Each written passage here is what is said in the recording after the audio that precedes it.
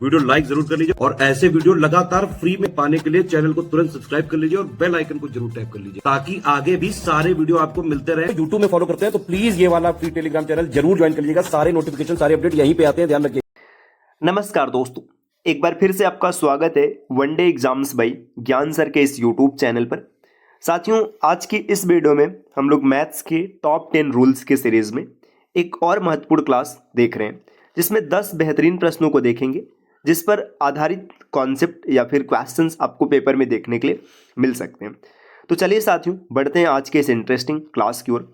इससे पहले आपको बता दें कि अगर आपने यूपी पुलिस कांस्टेबल 2026, यूपीएसआई 2025 या लेखपाल 2025 को टारगेट किया हुआ है तो स्टडी फॉर सिविल सर्विसेज और उसका इनिशिएटिव है ज्ञान सर एजुकेशन एप्लीकेशन। दोनों जगह कोर्स चल रहे हैं। आप प्ले स्टोर से एप्लीकेशन इंस्टॉल करके कोर्स ज्वाइन कर सकते हैं। अगर आपको कोर्स की अतिरिक्त जानकारी चाहिए तो नीचे स्क्रीन पर जो नंबर दिख रहे हैं आप इनमें से किसी भी नंबर पर कॉल या व्हाट्सएप करके भी जानकारी ले सकते हैं। चलिए अब हम लोग देखते हैं प्रश्नों को।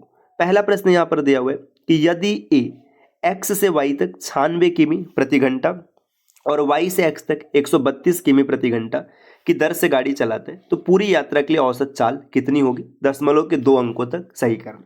देखिए एक चीज़ याद रखिएगा, जब कभी भी ऐसा सिचुएशन बने जहाँ पे डिस्टेंस कांस्टेंट हो, मतलब स्थिर हो। देखिए एक्स से वाई तक आदमी गया है ना, जितनी दूरी यहाँ पे गया और उतनी ही दूरी ये वापस आ गया। जाते समय जो स्पीड है ये 96 है और आते समय जो स्पीड है 132 है। आपसे एवरेज स्पीड पूछ रहे हैं। तो जब कभी भी दूरी स्थिर हो तो फार्मूला होता है, जो एवरेज स्पीड हो जाएगा ये हो जाएगा 2xy और बटे में x प्लस वाई। अगर दूरी स्थिर है तो यही फार्मूला लगेगा। x प्लस वाई यहाँ पर क्या है या फिर एक्स वाई क्या है, तो जो एक स्पीड है इसको x मान लिया जाएगा और दूसरे को y मान लिया जाएगा। तो अब आप यहाँ पर रखेंगे average speed is equal to 2 into x की वैल्यू 96 और y की वैल्यू 132 अपान इन दोनों को जोड़ दीजिएगा।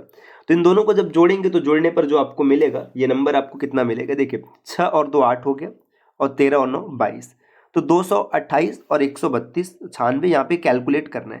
तो देखिए नंबर 4 से ये कट जाएगा तो 4 से काट देते हैं। 4 से काटेंगे, देखिए 4 पंचे 20, ठीक। इसके बाद यहाँ पर अगर आप देखेंगे 2 बचे है ना, और 4 सत्ते 28, 4 से कट गया, 4 से इसको काट दीजिएगा 24, चौका 96 होता है। फिर काटेगा ये 19 आ गया और यहाँ पर काटेंगे तो 8 देखने के लिए मिलेगा। तो 8 दूना 16 गुणे 132 और भागे 19, तो 16 गुणे 132 और 19 यहाँ पे इसको कैलकुलेट करेंगे तो 19 है ना, ये 19 सत्ते, देखिए 19 सत्ते 133 होता है लेकिन ये थोड़ा सा कम है और 16 सत्ते 112 होता है। तो थोड़ा थोड़ा अंतर जब देखेंगे तो आंसर आपको ना 111 के आसपास मिलेगा। तो 111.16 इस प्रश्न का सही उत्तर बन जाएगा। अगला प्रश्न दिया है दूसरा यहाँ पर कि यदि कोई गाड़ी 1 सेकंड में 12 मीटर चल सकती है, ठीक है भाई, तो 3 घंटे 45 मिनट में कितने किलोमीटर की यात्रा करेगी? अब देखिए इस प्रश्न को सॉल्व करने का 2 तरीका है। पहला तरीका ये है कि 3 घंटे 45 मिनट में कितने सेकंड है आप उसको निकाल के 12 से गुणा करा के 1000 से भाग कर दीजिए, क्योंकि 3 घंटा 45 मिनट क्या दिया गया? घंटे में दिया गया और गाड़ी का यहाँ पे सेकंड में डेटा दिया है।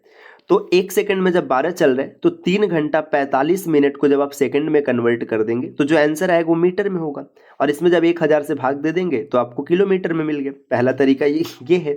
दूसरा तरीका क्या है, आप ये निकाल लीजिए कि गाड़ी 1 घंटे में कितने किलोमीटर चलेगी। देखिए 12 मीटर पर सेकेंड है तो 12 गुणे 18 बटे 5 जब करेंगे तो आपको गाड़ी की स्पीड मिल गया किमी प्रति घंटे में, ठीक, ये स्पीड मिल गया। अब बोला जा रहा है 3 घंटे 45 मिनट में, तो 1 घंटे में इतना मतलब किमी चल रहा है। देखिए 1 घंटे में जो है 12 गुणे 18 बटे 5 चल रहा है, तो 3 घंटे 45 मिनट। 3 घंटे 45 मिनट को जब आप कन्वर्ट करेंगे तो क्या मिलेगा? देखिए 3 घंटा अपनी जगह और 45 मिनट को आप लिख सकते हैं 3 बटे 4, तो 3 चौका 12 और 3 15 बटे 4 घंटे में आपको निकालना है और 1 घंटे का स्पीड यहाँ पे दिख रहा है। देखिए 15 बटे 4 घंटे की बात होगी और 1 घंटे का स्पीड है 12 गुणे 18 और बटे 5। अब कैलकुलेट करिएगा, यहाँ पे 5 से काट दिया गया, 5 से 15, फिर 3 चौका 12, 3 तिरिक्का 9 और 18 9 या 162, तो गाड़ी 162 किलोमीटर जाएगी। ऑप्शन बी इसका उत्तर होगा। अगले प्रश्न पर आएंगे। प्रश्न संख्या तीसरा यहाँ पर दिया गया कि एक घड़ी को 17,496 में बेचने पर 19% की हानि होती है, तो घड़ी का क्रय मूल्य। कितना ही आसान सा प्रश्न है। देखिए क्रय मूल्य जब भी रहा होगा 100% रहा होगा, सीधी सी बात है। 19% की हानि हो गई तो फिर मिला कितना, आपको मिल गया 81%। और 81% का मान यहाँ पर दिया हुआ है 17,496। देखिए जो 81% है इसका मान है 17,496। आपसे 100% का मान पूछा जा रहा है, तो देखिए 100% बराबर क्या हो जाएगा, 17,496 और गुणे 100 और बटे में 81। बस यही डेटा कैलकुलेट कर रहे हैं, कैलकुलेट कर दीजिएगा, आपको आंसर देखने के लिए मिल जाएगा। तो इसको हम लोग कैलकुलेट करके देखते हैं। देखिए यहाँ पर ये नंबर 9 6 4 10 9 से कट जाएगा, 9 से काटते हैं तो 9 9 81। देखिए 9 1 का 9, 8 बचा है, 9 9 81, 3 बचा है, 9 चौका 36 और 9 चौका 36, और ये नंबर भी 9 से कट गया। 9 दूना 18, 1 बचा है, 9 1 का 9 और 9 चौका यहाँ पे 5 बचेगा और 9 छक्का 54, 216 आ रहा है। और 100 से गुणा कराने का मतलब है 2 0 बढ़ जाएगा। ऑप्शन नंबर सी इसका उत्तर हो जाएगा। अगले प्रश्न पर आएंगे। प्रश्न संख्या 4 यहाँ पर दिया गया कि अगर लागत जो विक्रय मूल्य इसका 70% है तो अनुमानित लाभ प्रतिशत क्या है। देखिए जो लागत मतलब कॉस्ट प्राइस है, ये बराबर है सेलिंग प्राइस का 70%। परसेंट को भिन्न में बदल देंगे, यहाँ पे 100 से भाग कर देंगे, कैलकुलेट हो गया। देखिए CP is equal to SP into 7/10। अब यहाँ से पता चला CP जो है ये 7 है और SP जो है ये 10 है। डिफरेंस कितने का है, 3 का है, तो प्रॉफिट 3 रुपए का हो रहा है और बेस क्या है 7 है, तो लिखेंगे 3/7 और गुणे 100। ठीक, कैलकुलेट कीजिएगा 300 भागे 7, तो 7 चौका 28 और 2 बचा, 7 दूना 14, अप्रॉक्सीमेट 42% आएगा। ऑप्शन नंबर सी इस प्रश्न का उत्तर हो जाएगा। अगला प्रश्न दिया है प्रश्न संख्या 5 यहाँ पर है कि P का 5% बराबर 10। देखिए कैसे सॉल्व करने, बहुत बेसिक तरीके से। P का मतलब गुणा, 5% का मतलब 100 से भाग और बराबर में 10 आ गया। ठीक, अब यहाँ से आप P की वैल्यू निकाल सकते हैं, कैलकुलेट कर दीजिएगा। यहाँ पे 20 ये मिला तो P बराबर 200। ठीक, P की वैल्यू आपको 200 मिल गया। नेक्स्ट दिया हुआ है कि Q का 10% बराबर 5। देखिए Q का मतलब गुणा, 10% का मतलब भाग और बराबर में कितना आ गया, 5 आ गया। तो यहाँ से कैलकुलेट करेंगे तो Q बराबर 50 आ जाएगा। ठीक, P मिल गया और Q मिल गया। अब आगे दिया है कि R बराबर जो है Q बटे P है ना, R बराबर Q बटे P। Q का मान है 50 और P का मान है 200, तो R बराबर 50 बटे 200। कैलकुलेट करने पे 1/4 मिलेगा। ऑप्शन सी इस प्रश्न का उत्तर हो जाएगा। अगला प्रश्न यहाँ पर दिया गया प्रश्न संख्या 6वां। यदि 340 का 20%, देखिए 340 का 20% निकाल लीजिएगा, 340 गुणे 20, परसेंट हटाएंगे तो 100 से भाग करेंगे, 2 0 से 2 0 कैलकुलेट हो गया, तो ये आ गया 68 है ना। 480 के 40% से, तो 480 का 40% यहाँ पे 100 से भाग कर दिया गया, 2 0 से 2 0 कैंसिल हो गया, ये हो गया 96 से x कम है।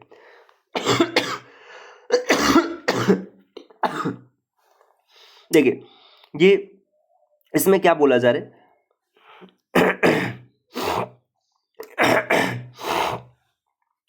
अब इसको कैलकुलेट करेंगे, 8 चौका 32, 4 चौका 16, 192, 192 आ गया। ये बोला जा रहा है x कम है, दोनों का डिफरेंस देख लीजिएगा, यहाँ पर 4 आएगा, यूनिट डिजिट 4 एक ही ऑप्शन में, तो ऑप्शन सी इस प्रश्न का उत्तर हो गया।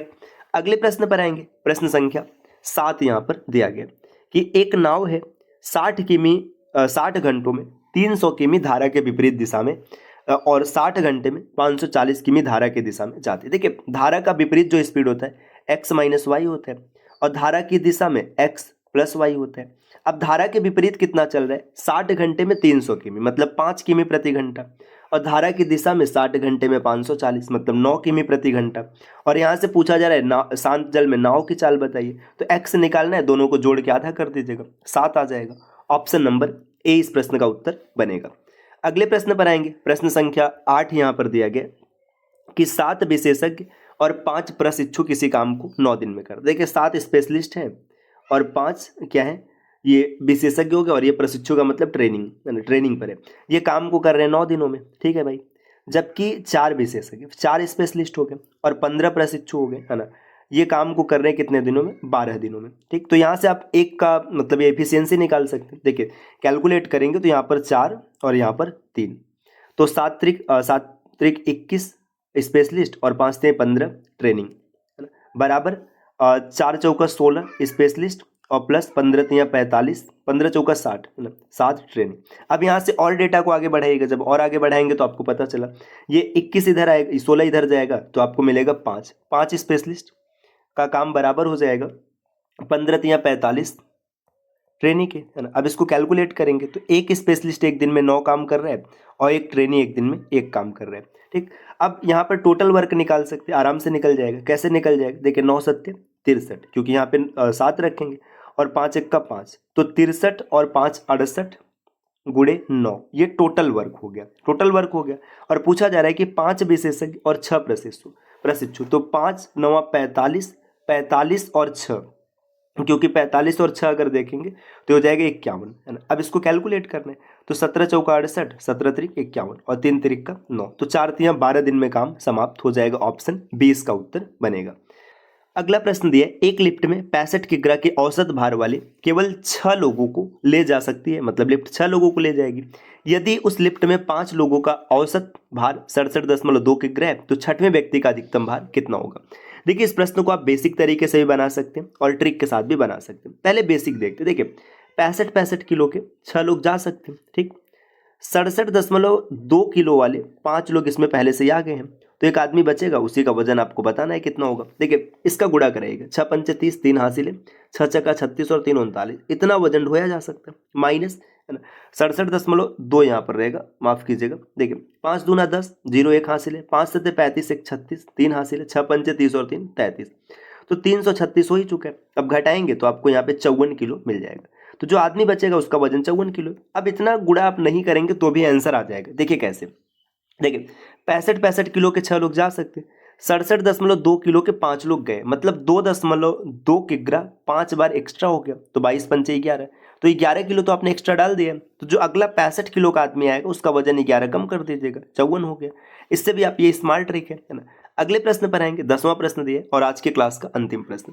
एक सत्र परीक्षा में तमिल, अंग्रेजी, विज्ञान, सामाजिक विज्ञान और गणित में AB के अंक क्रमशः 72, 70, 80, 90 और X थे और उसका जो औसत अंक है वो 80 है, तो AB ने कितने अंक प्राप्त किए। आप इसको बेसिक तरीके से भी निकाल सकते हैं और स्मार्ट ट्रिक के साथ भी निकाल सकते। देखिए ये एवरेज 80 है, यहाँ पे 72 पाया, मतलब इसको 8 और पाना पड़ेगा, ठीक। यहाँ पे 70 पाया, मतलब 10 और पाना पड़ेगा। यहाँ पे 80 है, ठीक है, और यहाँ पर 90 है, 90 है मतलब यहाँ पे 10 कम करना पड़ेगा, तभी तो एवरेज में बात फिट होगी, तो 10 कम कर दीजिएगा। अब इसमें अगर आप देखेंगे तो आपको पता चलेगा कि 8 नंबर एक्स्ट्रा आएगा, तो 88 उसको मिला होगा। ऑप्शन 20 का उत्तर बनेगा। अगले स्लाइड पर आते हैं। दोस्तों देखिए, आपने यूपी पुलिस कांस्टेबल 2026 को अगर टारगेट किया हुआ है तो स्टडी फॉर सिविल सर्विसेज या फिर उसका इनिशिएटिव है ज्ञान सर एजुकेशन एप्लीकेशन, वहाँ से आपको बैच जरूर ज्वाइन करना चाहिए। सभी बैचेज चल रहे हैं। कोर्स ज्वाइन करने की प्रक्रिया बहुत ही आसान सी, आपको प्ले स्टोर से ज्ञान सर एजुकेशन एप्लीकेशन इंस्टॉल करके कोर्स ज्वाइन करना है और कोर्स ज्वाइन करते समय कूपन कोड अप्लाई कीजिएगा ज्ञान सर डिस्काउंट, आपको मैक्सिमम छूट भी मिलेगी। अतिरिक्त जानकारी के लिए नीचे दिख रहे किसी भी नंबर पर आप कॉल या व्हाट्सएप करके पूरी जानकारी ले सकते हैं। तो मिलते हैं साथियों आपसे नेक्स्ट वीडियो में नए इन्फॉर्मेशन के साथ, तब तक के लिए नमस्कार।